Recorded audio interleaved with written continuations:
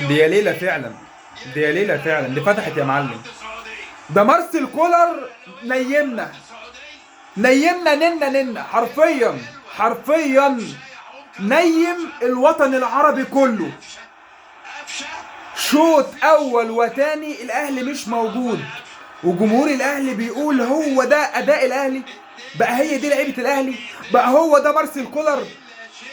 ولكن مارسيل كولر حرفيا نيمنا ننا وغفلنا تغفيله القرن.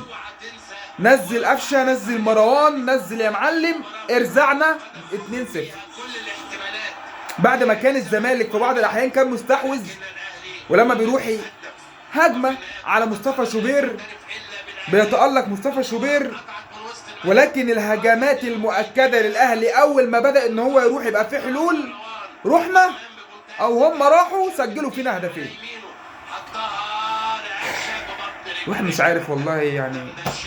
الحمد لله، الحمد لله. هنقول ايه اكتر من كده؟ الحمد لله. بس فين الاساطير بتوعنا طيب؟ يعني فين عبد الله، فين ناصر ماهر، فين شيكابالا؟